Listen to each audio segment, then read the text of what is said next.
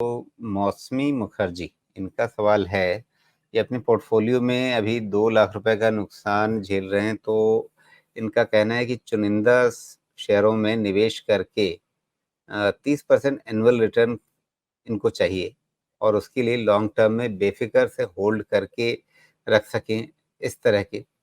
अभी ये 173 शेयरों में निवेश किया है उन्होंने और 60 लाख का इनका पोर्टफोलियो है। तो बताइए सुमेश, कई सारे सवाल उठते हैं। पहली चीज, 30% एनुअल रिटर्न चाहिए इनको, वो भी बेफिक्र होकर के चाहिए। अभी इन्होंने 60 लाख रुपए का पोर्टफोलियो जो बनाया है उसमें 173 शेयर भर रखे हैं। अगर इनसे इनके पोर्टफोलियो को उठा करके एक तरफ रख दिया जाए और उनसे अचानक से पूछा जाए कि अच्छा ये फला शेयर आपके पोर्टफोलियो में है या नहीं है, कितना है वगैरह नहीं, ये है या नहीं है, सिर्फ इतना ही पूछ लिया जाए तो शायद ये कंफ्यूज हो जाएंगे कि ये मैंने खरीद रखा है या नहीं खरीद रखा है। ये जो सवाल है राजू जी, इसके लिए तो लग रहा है मुझे ही एक एडवाइजर लग जाएगा, लेकिन ऐसा है देखिए।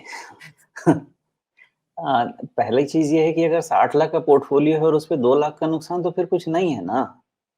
मतलब 3% का नुकसान क्या है? 3-3.25% का नुकसान। 60 लाख का 10% भी तो 6 इतना लाख हो, होता है। इतना सहने की ताकत रखनी पड़ेगी बाजार में। मैं तो कहूँगा अगर इतना नुकसान है और इतना मार्केट गिरा हुआ है और आप पहली बार अभी इन्वेस्ट कर रहे हैं, तो आपको तो खुश होना चाहिए, क्योंकि कोई नहीं नुकसान है। और 173, हाँ, चलिए ये पहली चीज़ हो गई। तो आपको नुकसान जो है वो आपको 10% का रिस्क, 15% का रिस्क तो किसी भी पोर्टफोलियो में रहता है, अगर टॉप पे है मार्केट तो। वो रही बात ये आपका पोर्टफोलियो अगर 60 लाख का है ना, तो मुझे लगता है आपको किसी से थोड़ा सपोर्ट लेना चाहिए। मतलब कोई प्रॉपर सेबी रजिस्टर्ड जो हो, उससे जाके आपको सलाह लेनी चाहिए। बिकॉज़ मैं जैसा समझाता हूँ, अब तो ख़ैर स्मॉल कैप में धीरे-धीरे कम होती जाएगी, पोज़ीशंस मिड कैप में कम होती जाएगी। लेकिन 18 टू 33 इस रेंज में आपके पोर्टफोलियो में स्टॉक होने चाहिए। अगर आपने 173 स्टॉक्स अगर अपने पोर्टफोलियो में रखा है, तो आपने क्या किया है आपको पता है? आपने टीवी पोर्टफोलियो बनाया होगा। अदरवाइज़ 173 स्टॉक तो पता नहीं, मैं ट्रैक भी करता हूँ ठीक से कि नहीं करता हूँ। मेरा यूनिवर्स होगा 500 का, लेकिन एक बार में 173 मैं ट्रैक ही नहीं कर पाऊँगा। आपको बहुत ढंग से जो भी आप चुनें, उसको उसकी ट्रैकिंग ज़्यादा अच्छे से होनी चाहिए। तो 173 का नंबर ठीक नहीं है और मुझे लगता है कि आप अपने जनरल जो आप शॉपिंग करते हैं, जनरल, आप उससे रिलेट कीजिए। आप कुछ भी खरीदने जाते हैं, तो आप मान लीजिए कि बैंगन भी खरीदते हैं, तो 2 बार उठा के देखते हैं ना किधर में छेद है कि नहीं है। तो आप स्टॉक कैसे आप उठा ले सकते हैं कुछ भी किसी के बोलने पे?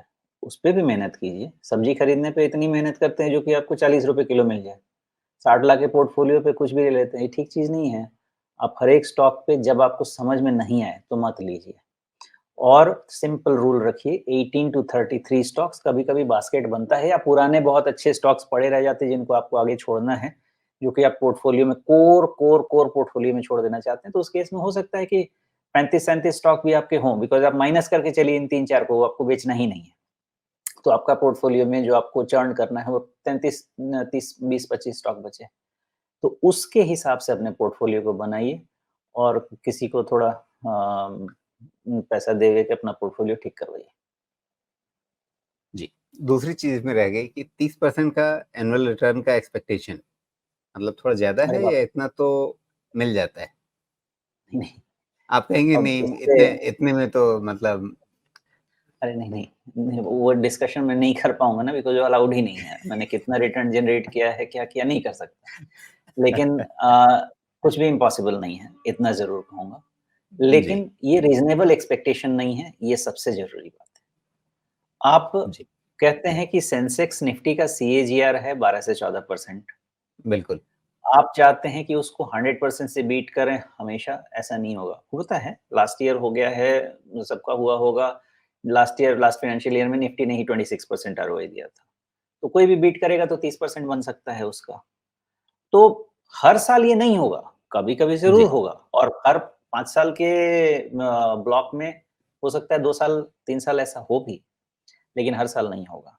तो रीज़नेबल जी। एक्सपेक्टेशन आपका होना चाहिए, Sensex Nifty return plus 2 to 4 percentage point जो आप बीट कर पाएँगे। तो अगर 14% का सेंसेक्स का रिटर्न है, तो 18% आपको अपना एक्सपेक्टेशन रखना चाहिए ग्रॉस लेवल पे। ग्रॉस लेवल मतलब आप जब पैसा बनाएँगे ना, तो सरकार आपसे टैक्स माँगेगी कैपिटल गेन का, तो वो नेट रिटर्न दूसरा होगा। ग्रॉस जी, रिटर्न 17-18% का बन सकता है। बिल्कुल।